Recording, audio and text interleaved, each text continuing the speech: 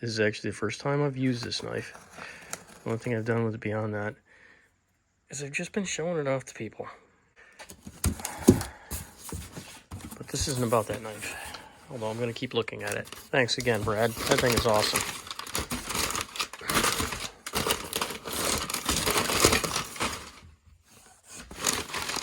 Alright. I'm trying to make sure I didn't throw anything critical away. Ricochet off-road. Ooh, look at that beast. Wow, this is some pretty heavy-duty stuff. This is the first time I've seen this. This just got shipped into me here. This is going to go on my TW200's noggin. Okay, I forgot to see if this will cut through plastic too. Yes, it will cut through plastic. Alright. What's this? Recommend using a little bit of blue Loctite on each bolt to keep it secure from vibrating loose. These are nylox. These could definitely use it. Alright, that makes sense. Ooh, another one. Screws with the larger head do not require washers. You may have received fewer washers than indicated. Okay. And skid plate instruction. Okay, so step 1, start your installation by removing the stock skid plate.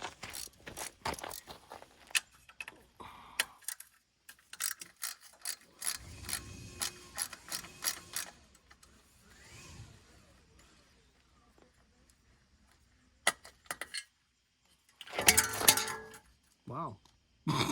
That came off. It came off a lot easier than I expected. Quite honestly, I had no earthly idea how that was held on. I thought there were bolts under here. But yeah, no, there were not. That was a 10 millimeter, by the way. So 10 millimeter was protecting everything underneath. All right, moving on. Step 2, remove the bolt that secures the front of the motor to the frame. So that's a 14 millimeter on this side, and it's a 12 on the other side. Yikes.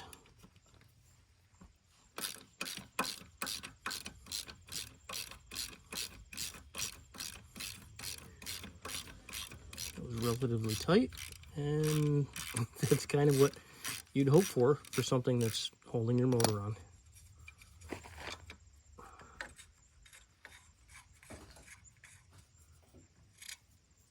It's a little on the oxidized side.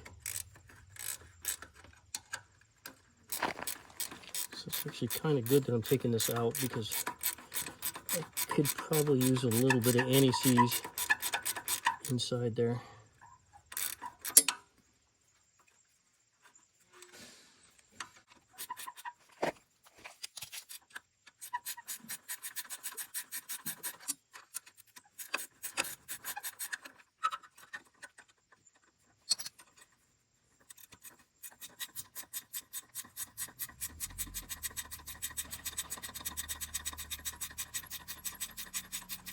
Let's go.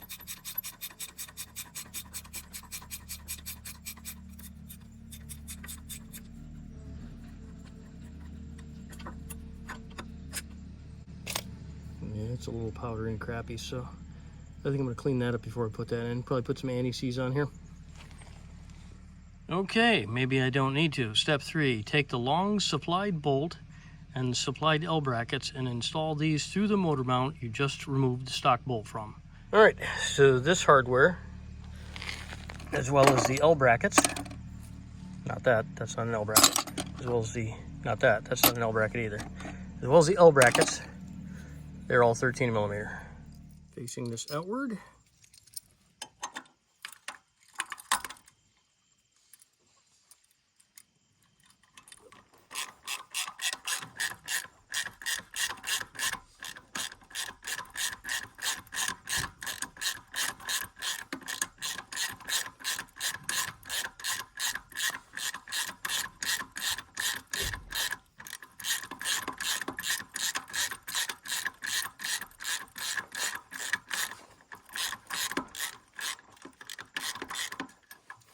Now I'm going to come over to the other side.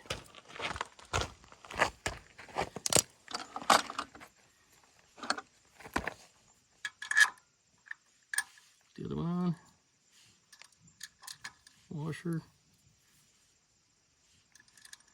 This is an eye lock, so this isn't going to need any of the Loctite or anything.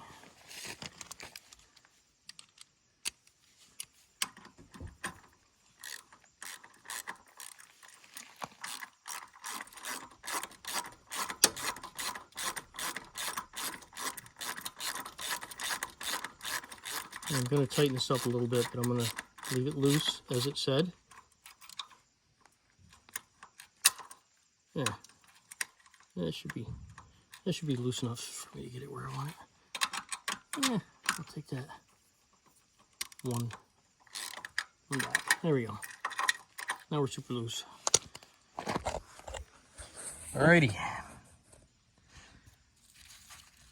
Step 4, to get the Ricochet skid to sit how it should, you need to address the hoop on the frame that held the rear of the stock skid plate. You can either cut it off, or you can beat it flush with a rubber mallet.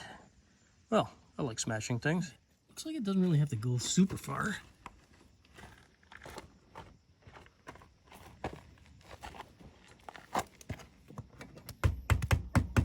Oh, rubber mallet's not gonna work at all. Yeah, this is better. All right, step 5, you can now get the skid plate into position and start the front mounts. Leave those loose for now.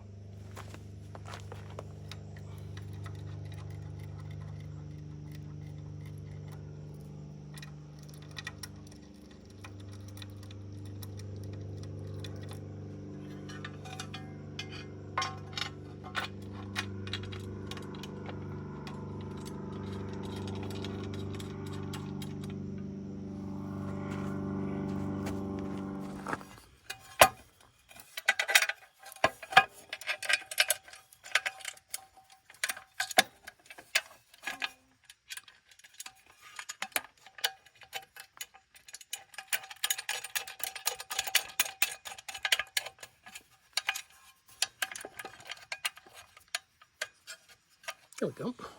All right, step 6. At this point, you can install the clamp around the frame tube for the rear plate mounts. Use anti-seize on these bolts and leave loose for now. Okay, this was the only thing that threw me for a little bit of a loop because it's a T40, and naturally the only T40 I had was broken. So, not all is lost.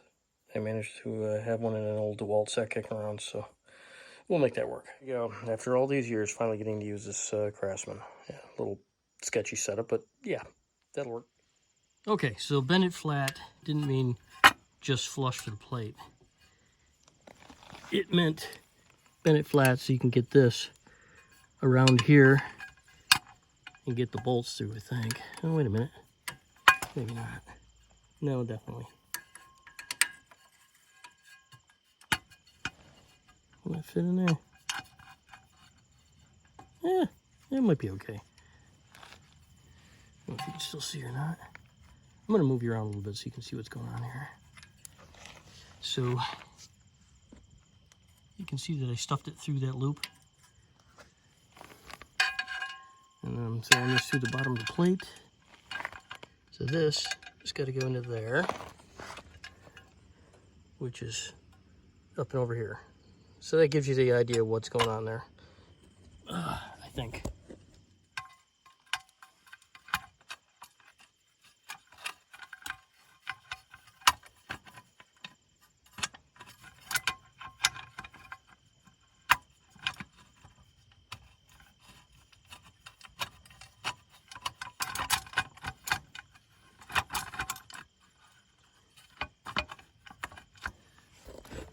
Alright, so it looks like we're fitting in there okay. Now I'm going to see if I can do the other side. Let's see, how am I doing here? I think I'm doing okay. It's got a lot of adjustability, so I'm not super worried about it. I think in retrospect, I probably should have cut that thing off and instead of trying to pound it flat. Because I don't think the pounding it flat works. I mean, it seems to be okay, but I don't know. I think it would have just been a lot easier just to pound that piece flat like they recommended.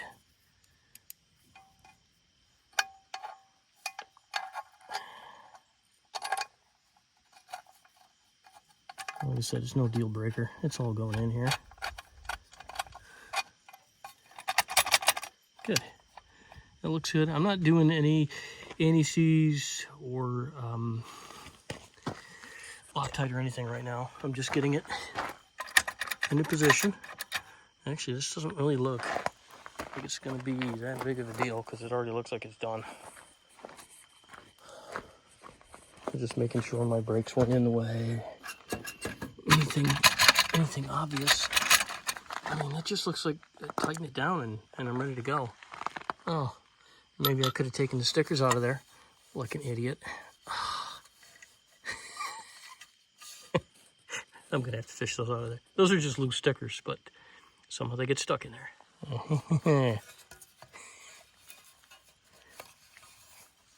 Okay.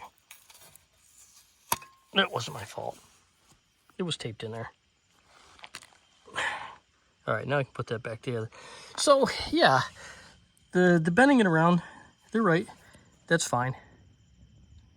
That worked. I'd probably cut it off. I don't think it really matters. All right, so now I'm gonna use anti-seize like they recommended. I usually save the best part for last because everybody likes getting silver all over it. Look at this. I already got it on my hands.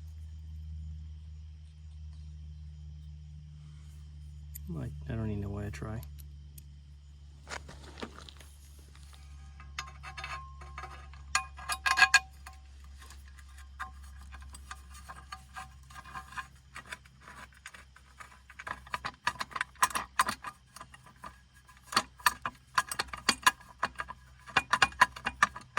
So I'm just gonna get that in there loose, and then I'm gonna do the other side.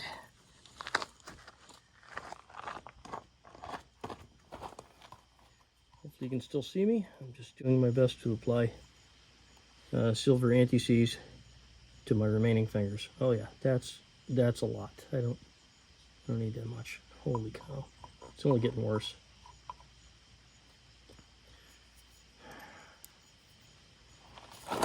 Forever silver. If that was a hashtag, that's where I'd be.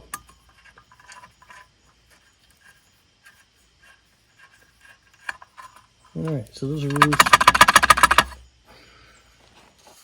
Alright, I just had to go in and wash my hands off. Oh, look at that. You never get that stuff. Doesn't matter what you do. Okay, so we've got step 6 done. Now we're going to step 7. Now you can square up the plate for the best fit, and you can tighten all the bolts. This completes your installation. Bling!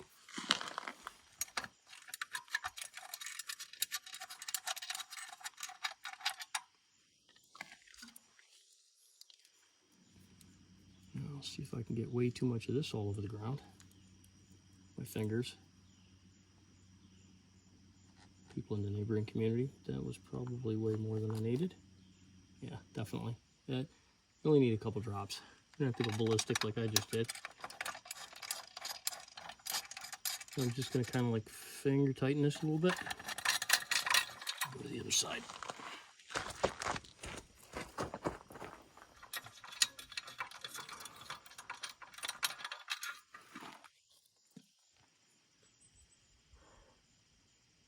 And do like one drop there. That's all I need. I chopped it right. Luckily, landed on the rocks, not in the dirt. Great, googly boogly.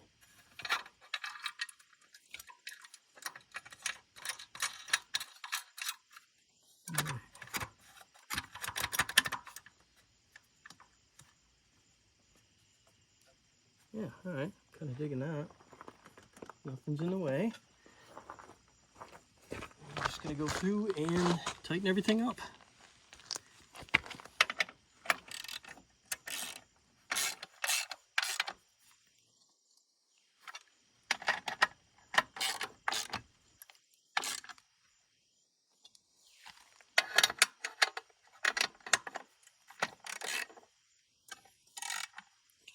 catch in there.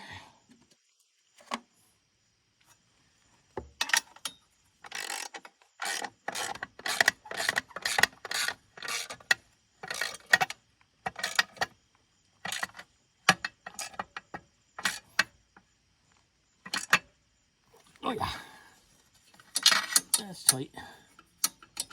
I can get my wrench out. Back the nut out. Okay, so yeah, done it. Tighten that one last.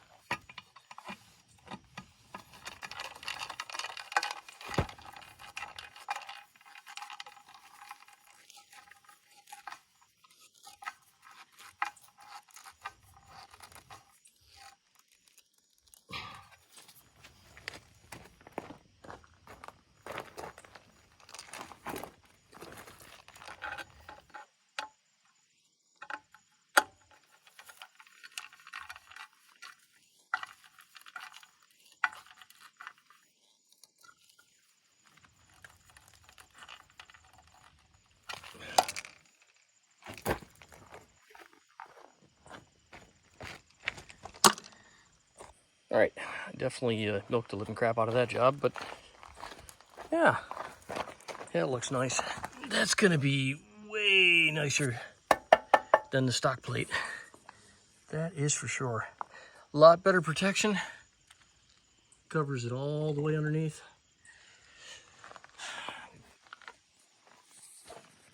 All right, let's take a look at the stock plate. I'm gonna keep my hardware. Because I always keep metric bolts. I'll clean that sucker off. But yeah, this is the thinnest, cheesiest metal I've ever seen used for a skid plate. I've seen plastic skid plates that actually look a little bit more durable than this one. So just for comparison, here's the thickness on this skid plate. And yeah, there's a difference for sure. So I think that one's gonna do a lot better. I got this one dirty, but I didn't really pound on it because I was afraid of hitting anything with it, for good reason. All right, I'm gonna call this done.